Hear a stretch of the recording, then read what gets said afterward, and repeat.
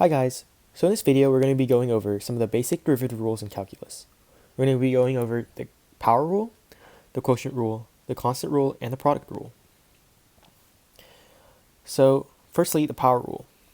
So here's the formula for it. So it's n times x to the power of n minus 1.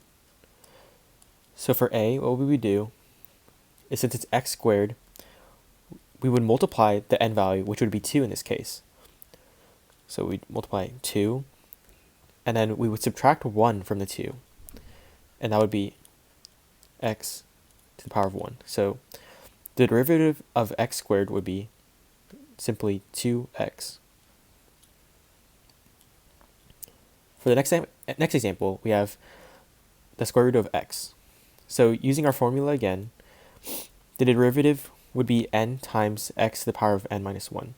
So the square root of x would also equal x to the power of 1/2. So we would multiply that. That would be our n value in this case. So we'd multiply that n value to the front. So it would be 1/2 x, and then we'd subtract 1/2 by 1. So this would equal 1/2 x to the negative 1/2 power.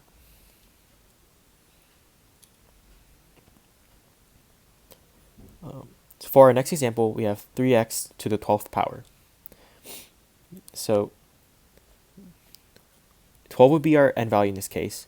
So we'd multiply our function by that. So we would get 36x, because we would keep our constant, which would be 3, and then multiply that by 12. So 36x, and then subtract 1 from 12, so we'd get 11. So we get 36x to the 11th power.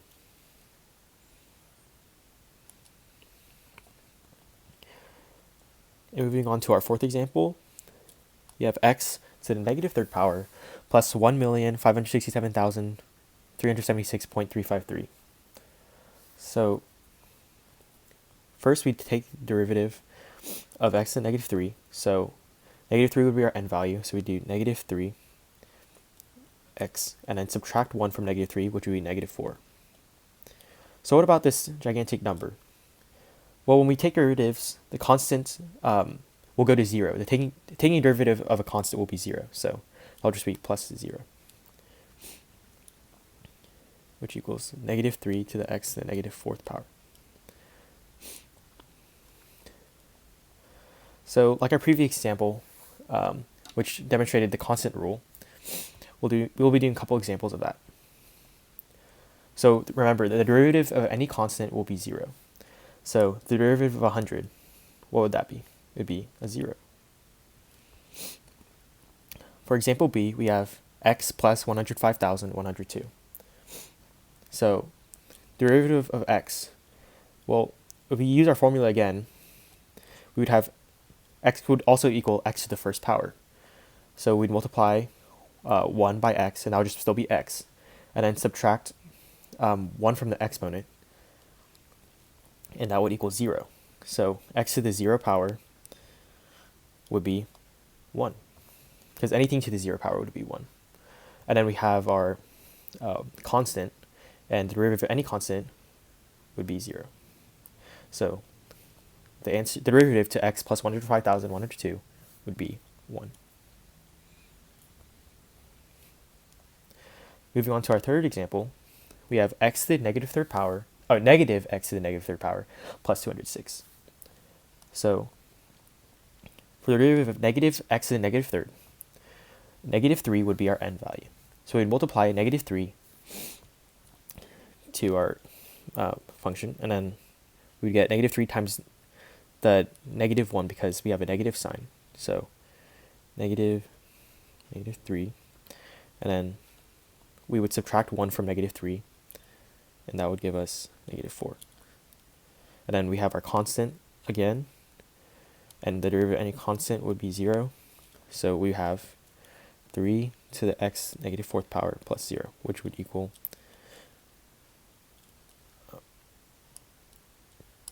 3x to the negative 4. So now we're moving to a bit of the harder stuff, the quotient rule and the product rule. So for the quotient rule, our formula would be v u prime minus u prime v over v squared. Or simply, easier one that I learned from school would be low d high minus high d low over low squared, where the d means derivative,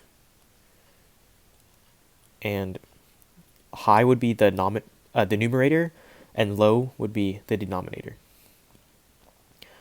So to make it easier, I'm just going to use the low d high minus high d low formula, because it's easier to remember. So for our first example, we have x over x squared plus 1. So what is our low and what is our high? So our numerator would be our high, right? And our denominator would be the low. So using our formula, I'll just copy this and drag it over.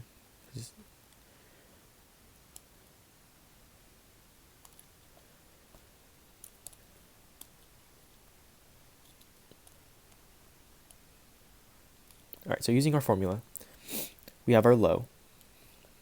So we put x squared plus 1 times the derivative, because it's d high, so low d high.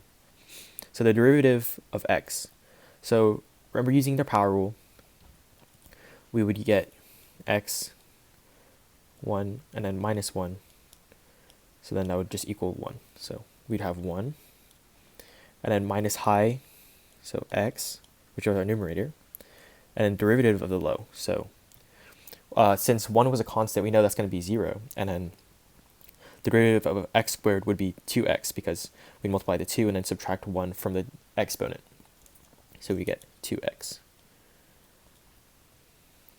So, and then all over low squared. So our low squared was our denominator, and we would just square it. So there we go. So our derivative of x over s squared plus 1 would be x squared plus 1 minus 2x squared over x squared plus 1 squared.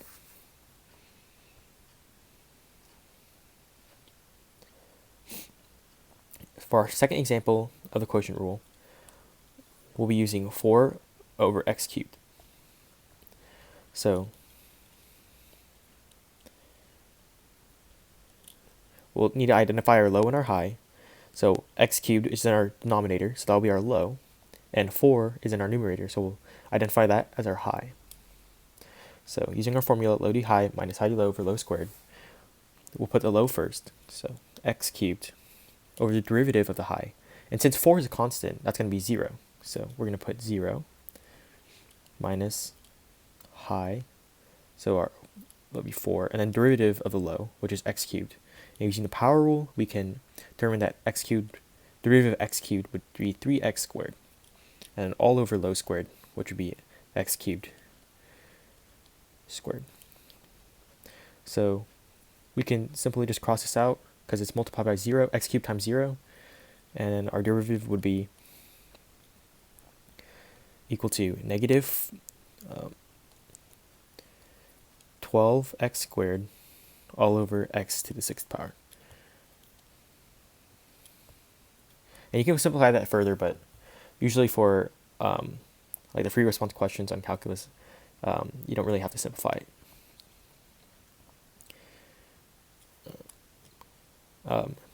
And now we have, no, not the power rule, the product rule. So our formula for this would be u prime v plus u prime v equals uv. And the little like hash here, that means prime, and that means that you take the derivative of something. So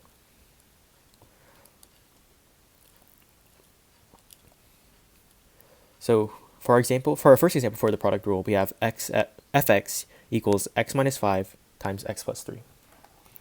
So we can just identify which one is u and which one is v. So I'll just identify x minus 5 as u and x plus 3 as v. So we first put u because it's u prime v. So u x minus 5, which would be x minus 5, and then v prime. So we have to take the derivative of v. So derivative of x plus 3, since 3 is a constant, that would be 0, and then derivative of x would be 1. So we get 1. And then plus the derivative of u, which would be the derivative of x minus 5, would also be 1 because minus 5 is a constant, and then we have just x. So that would be 1.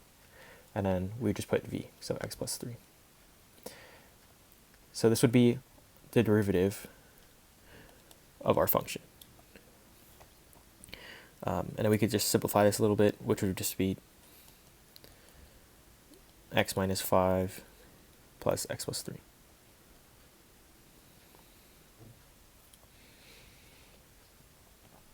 All right, so now for our second example. So we have fx equals 6x squared times 3x cubed. So using our formula again, we can just identify which one will be u and which one will be v. So I'll say 6x squared is going to be u, and 3x to the third power is going to be v. So first, for in our formula, we have u. So that would be just 6x squared. And then we have v prime. So now we have to find the derivative of v, which would be 3x cubed. So for the derivative of v, we can use the power rule again. So we'll multiply 3 to, which would be to the front of the fraction. So not the fraction.